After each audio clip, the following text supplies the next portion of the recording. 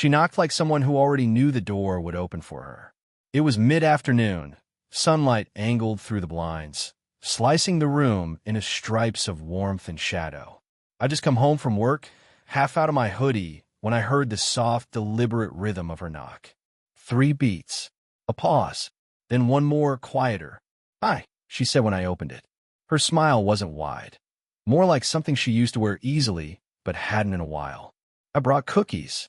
Her name was Claire, though everyone on the street called her Mrs. Rains. My friend, her son, had moved away months ago, but she still lived next door. We'd only exchanged a few polite hellos before that day. Now she stood in my doorway holding a glass dish covered with foil, sunlight tracing the faint lines near her eyes. "They're still warm," she added, glancing past me into the apartment. "I made too many." "Too many," I repeated, stepping back automatically. "That's a dangerous phrase."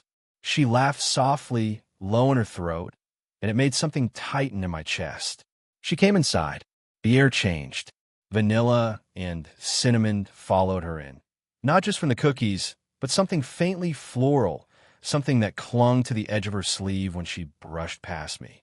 She placed the dish on the counter, then paused, noticing the mess. 2 mugs, a jacket over a chair, a textbook open but untouched. "Looks like a busy day," she said, not unkindly. I shrugged. "Or a lazy one." Her eyes lifted to mine, that brief, sharp kind of look that lasts a heartbeat too long. I looked away first, though it felt like she'd already read whatever was in my head. "Do you want one?" she asked, uncovering the dish. Steam escaped, butter, sugar, heat. "Sure." She handed me one with a napkin, her fingers grazing mine. Not an accident, I think, but also not planned. Just one of those moments that stretched and then collapsed on itself. "They're good," I said, my voice a little too quick. "Liar." She leaned against the counter, arms crossed. There was no challenge in her tone, just an amused kind of awareness. Like she knew I was saying something to fill the space. "They really are," I insisted. Her smile softened, the kind that barely lifts the lips but changes everything else. The tilt of her head, the quiet between us. "Thanks," she said after a beat. "I haven't baked in a while." The way she said it, like something else sat beneath those words, made me want to ask why. But I didn't. The silence that followed was thick, alive. She looked around again, then brushed a stray crumb from the counter, her fingers moving slow, almost absent. "You know," she said, "you look a lot like your mother would worry about you. Do you even eat?" "Sometimes," I said, grinning, "when the neighbors bring cookies." That earned another laugh, softer this time, more real. Her hand rested on the counter near mine. Not touching, just near, close enough to feel the warmth radiating off her skin. The clock ticked somewhere behind us. A faint hum from the refrigerator filled the air. Then she glanced toward the window, her eyes narrowing slightly. "You should come by sometime," she said quietly, "if you ever want more." "Cookies?" I asked. Her lips parted, just enough for a word she didn't say. Then suddenly she blinked and stepped back. "Right, cookies." She reached for her purse, her composure sliding back into place. Before I could say anything else, there was a sharp knock at the door, louder this time. She froze. Our eyes met. "Expecting someone?" she asked, her voice barely above a whisper. I wasn't. And for one suspended second, neither of us moved. A T turned out the knock at the door wasn't anything dramatic, just a delivery mix-up. But by the time I turned back, Claire was already halfway out, her purse strap sliding off her shoulder. She started. "Yeah," I said too fast. "Of course." The door closed, and the room felt wrong, the kind of quiet that makes you aware of your own breathing. A week passed before I saw her again. Late evening. The streetlights were coming on, painting everything gold and tired. She was watering the flowers in front of her porch, her hair tied back, wearing one of those loose cardigans that somehow made her look softer and more unreachable at the same time. "Hey," I said, hands in my pockets. She looked up, surprised but not unhappy. Strange. Thought you'd moved." "I was avoiding you," I said, half joking. She raised an eyebrow.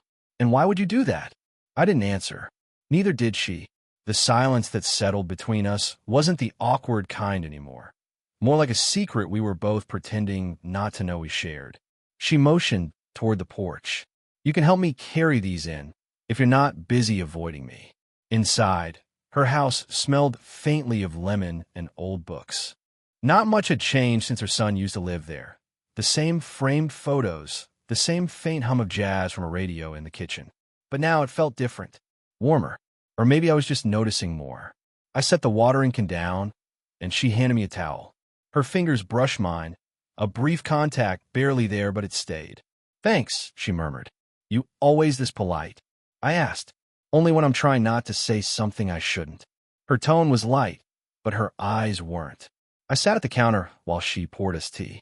She moved with a kind of practiced grace, like she was used to holding herself together, the kind of composure that comes from being watched once too often. Your husband, I started, then stopped. She looked up, setting the kettle down slower than necessary. Ex-husband. I didn't mean it's fine. She waved it off, but her voice was tight. It's been years. People stop asking after a while. I nodded, tracing a pattern on the countertop with my fingertip. And you? She asked. No one waiting on you? No, I said, smiling faintly. No one waiting, no one leaving. She smiled back, but something flickered in her eyes. Pity, maybe, or recognition. We talked about small things after that. Movies, the weather, the way time passes too fast when you're pretending not to care. At one point, she leaned closer to hear me, too close. Her breath brushed my cheek, warm and steady. Neither of us pulled away. The teacup in her hand trembled slightly before she set it down. You should probably go, she whispered, though her fingers lingered on the rim of the cup like she wasn't sure she meant it. I didn't move. She looked up at me, eyes caught between caution and something she didn't want named. When I finally stood, my sleeve brushed her arm. Neither of us said goodbye. Only her soft inhale followed me to the door. The kind that sounds like a word that never gets spoken. It started with a text. You left your hoodie here. I hadn't realized I'd left it draped over the chair at her kitchen that night. I typed back something casual. Did I? But she replied before I could hit send. You can come get it. I'm home. It was 9:47 p.m. I told myself I'd wait until morning. I didn't. When she opened the door, she was barefoot, hair slightly undone, wearing a thin sweater that hung loose at the shoulders. She seemed surprised, though not enough to hide the faint curve of a smile. Couldn't sleep? She asked. Couldn't concentrate. She stepped aside, letting me in. That's worse. The air between us carried that same quiet hum it always did, the kind that didn't need sound to feel loud. My hoodie was folded neatly on the couch, like she'd been expecting me. Thanks, I said, picking it up. I didn't leave. She walked toward the kitchen, her hand brushing the doorframe as she passed. There. I hesitated. Sure. She busied herself with the kettle, though her movements were slower tonight. Her back was to me, shoulders rising and falling in small, steady breaths. I caught myself watching the way her hair brushed the side of her neck, the way she tucked it back almost unconsciously, and hated how much it affected me. You know, she said, without turning around, people would talk if they saw you here this late. I don't really care what people, I do. She turned then, eyes sharp but soft around the edges. You should too. I'm not doing anything wrong. Maybe not yet. The kettle clicked off. Steam rose between us, faint and ghostly. She poured the water, her hands shaking just enough to make the cup rattle against the saucer. Claire, she looked up at her name, a quiet, startled breath leaving her lips. What? I didn't answer. I stepped closer, maybe too close. She didn't move back. There was a moment, one breath, one heartbeat, where everything in the room slowed. Her eyes flicked to my mouth, then away. My hand twitched, almost reaching for her. Almost. Then her phone buzzed on the counter. We both froze. The screen lit up with a name, her son's. She grabbed it quickly, but not quickly enough. I saw the tension in her jaw, the way her thumb hovered over answer before she silenced it. He calls sometimes, she said, voice unsteady. Usually late. I didn't see anything. I murmured. She laughed, short, breathless. You see too much. Neither of us moved for a long time. When she finally exhaled, It came out shaky. "You should go," she said again. But when I turned to leave, her fingers caught my sleeve. Just a brush, barely there, but enough to stop me. We stood like that, her hand on my arm, my pulse racing beneath it. "I didn't mean to," she whispered, trailing off. "I know." Still, she didn't let go. Outside, the streetlight flickered once, throwing the room in a momentary shadow. And in that flicker, her eyes found mine again, closer this time. Too close. Neither of us spoke. Neither of us stepped back. The next time I saw her, it was raining. Hard. The kind of rain that makes the world sound smaller. I'd gone out to grab a package left on my porch. Hoodie up, shoes already soaked, when I saw her standing under her awning. Arms folded, hair damp at the ends, eyes distant. "You're going to catch a cold," I called out. She turned slowly, a faint smile tugging at her lips. "You worry too much." Someone has to.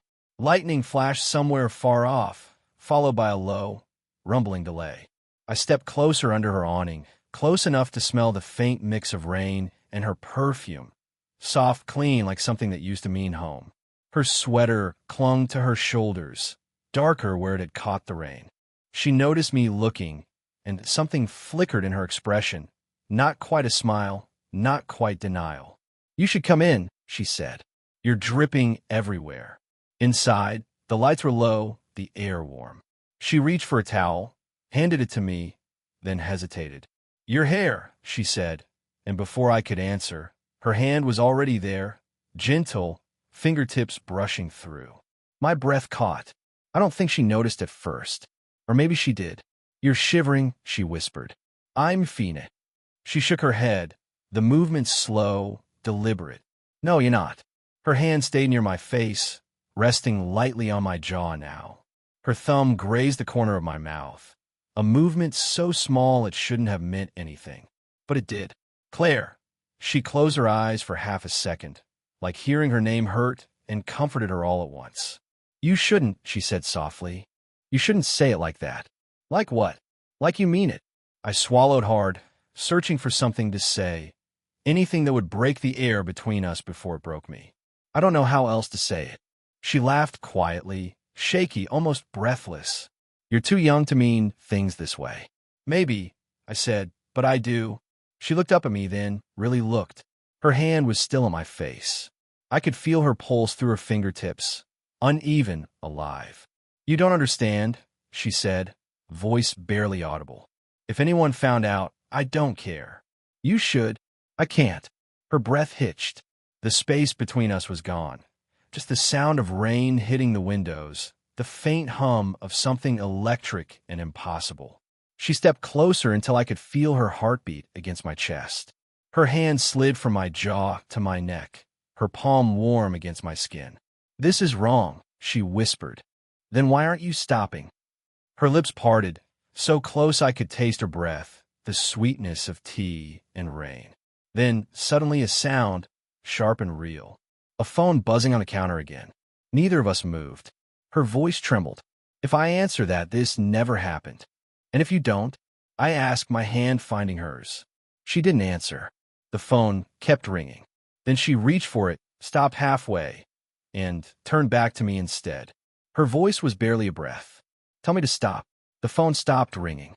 She didn't answer it. And that silence, thick, humming, should have meant relief. It didn't. She turned away, palms pressed flat to the counter. For a second, I thought she was steadying herself. Then I realized she was shaking. "Claire, don't," she said. Her voice wasn't sharp, just thin, frayed at the edges. "Please don't." I waited, but she didn't look at me. She stared down at the dark countertop like there was something written there only she could read. "He knows," she said finally. "Who?" "My son." Her breath caught halfway through the words. "He called earlier this week. Said you texted him. Something about stopping by. He asked why you've been at my house so much." The room tilted a little. "I just said hi," I muttered. "That's it." "I know." She rubbed her temple with her thumb. "But he hears things. He remembers how I used to be." Used to be. The phrase landed heavy, full of ghosts I hadn't met. "I didn't mean to cause trouble." "You didn't." She turned then, eyes rimmed with exhaustion. "I did. Rain still hissed outside, muffled and endless. I wanted to close the space between us, to undo whatever wall had appeared, but she stepped back before I could move. He thinks you're, she hesitated. He thinks you're interested. I almost laughed. He's not wrong. That broke whatever was left of her composure. She flinched, small, involuntary, and gripped the edge of the counter. Don't say that. Why not? It's true, because it makes it real. We stood there, both too still. Her breathing grew uneven. She pressed a hand to her chest, as if calming herself. I caught the faint tremor of her fingers, the way she kept her eyes down, refusing to meet mine. I don't know how to stop thinking about you, I said quietly. Her eyes flicked up, fast, searching. You can't say things like that to me. I already did. She exhaled, almost a laugh, almost a sob. You sound like him. Ooh, my ex, she whispered. He used to say things he didn't mean until they ruined everything. I mean it. I know, she said. That's what scares me. For a long moment, nothing moved but the rain running down the window. Then she brushed past me toward the sink, her shoulder grazing my arm, an electric accidental contact that neither of us could ignore. You should go, she said again, softer this time, almost pleading. I didn't. I stepped in behind her, close enough for her hair to graze my jaw, close enough that I could feel the rhythm of her breathing against my chest. Claire, I whispered. He doesn't have to know. She closed her eyes. He already does. And just like that, the fragile thing between us, whatever it was, shifted. What had felt like secrecy now felt like exposure, dangerous and irreversible. She turned then, slowly, until our faces were inches apart. Her eyes searched mine, desperate, terrified, wanting. This can't end well, she said. I know, I whispered. Her hand came up, hovered between us, then pressed flat against my chest. But I don't think I care anymore. The rain had stopped by morning, but everything still felt soaked through, the air, the silence, us. I hadn't meant to go back. I told myself a dozen reasons not to. But when I saw her lights still on, curtains half drawn, it was like gravity had made the decision for me. I knocked once. No answer. Then, just as I was turning away, the door opened. She looked like she hadn't slept, hair loose, an old sweatshirt hanging off one shoulder. No muck-up, no practical. Just her. You shouldn't be here, she said. But her voice wasn't firm. It was tired, raw. I know. So why are you? Because I can't stop thinking about you. Her lips parted, but no words came out. I saw her throat tighten, her fingers curling against the edge of the door. She stepped aside without another word. Inside, the air was heavy, not tense, just full. Like the space itself remembered what almost happened. She sat on the couch, pulling the sleeves of her sweatshirt over her hands. I stayed standing, unsure where to put my body, my eyes, my restraint. Finally, she looked up. Do you ever wish you could undo something before it begins? Sometimes, I said, but I think some things start on their own. She smiled faintly. You make everything sound simple. It isn't. She leaned back, eyes tracing me like she was memorizing something she'd promised herself not to need. You don't know what you'd be giving up, she whispered. Maybe not, I said, stepping closer. But I know what I'd lose if I walk away. She inhaled, slow, deliberate. I could hear it, feel it. The rain smell still lingered in her hair. I crouched down in front of her, close enough to see the flecks of green in her eyes. Don't, she said, but she didn't move. Tell me to stop. Her hands tightened in her sleeves, trembling slightly. Then she reached out, not to pull me closer, not yet, just to touch the side of my face. Her thumb brushed the corner of my mouth, the same hesitant, dangerous motion as before. You'll hate me for this someday, she murmured. I won't. You might. Then I'll hate you later. But not now. Her breath caught, a sound that wasn't quite a laugh, wasn't quite a sob. She leaned forward until her forehead rested against mine. Every second stretched thin, her pulse against my skin, her warmth sinking into me like a secret. This feels like a mistake, she whispered. Maybe it is. And you don't care? I do, I said. Just not enough to stop. For a long moment, we didn't move. Just the sound of our breathing filling the quiet space. Then, finally, she opened her eyes, calm, certain, undone. You should know, she said softly. I stopped pretending the moment you said my name. We stayed there, not a kiss, not distance, but something truer in between. And in that closeness, without touching, we both understood. Whatever came next would change everything.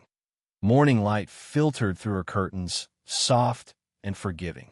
The rain had washed the street clean, and everything outside felt new. But inside, nothing was simple. We hadn't kissed.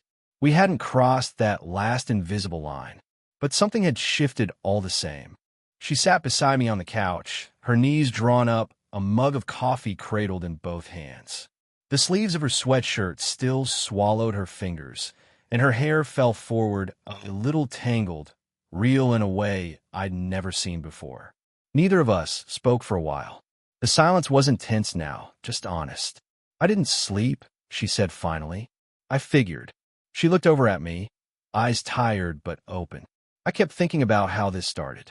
You and that damn hoodie. I smiled. And your cookies. That earned a small laugh. Right. The cookies. Her smile faded a little. You know how ridiculous this is, right? Me, I know. And you're still here. I am. Her gaze dropped to the coffee in her hands. The steam rose between us, a thin, invisible wall. People won't understand. I don't need them to. She sighed, shaking her head. You're too young to talk like that. Maybe, I said, but I mean it. She glanced at me again, longer this time. Her hand was resting near my leg, so close that if I breathed too deeply, we'd touch. I could see the hesitation flicker through her, all the reasons to stop, all the years between us pressing down. Then she moved her hand, just slightly, until her fingers brushed mine. Not by accident. Not anymore. Claire, I said, my voice barely above a whisper. She didn't answer. She just let her hand stay there, warm, still trembling faintly, but not pulling away. You make me feel like I could be 20 again, she said quietly. And that scares me. You make me feel like I finally grew up, I said. And that doesn't scare me at all. Her lips curved into the smallest, saddest, truest smile. She set her mug down and turned toward me fully. Then, without ceremony, without permission or apology, she leaned forward and rested her forehead against mine. No words, just that, her breathing my heartbeat, the soft hum of the world outside. Her hand found mine again, fingers lacing together this time, tight and certain. Whatever this is, she murmured, don't make promises you can't keep. I won't promise, I said. I'll just stay.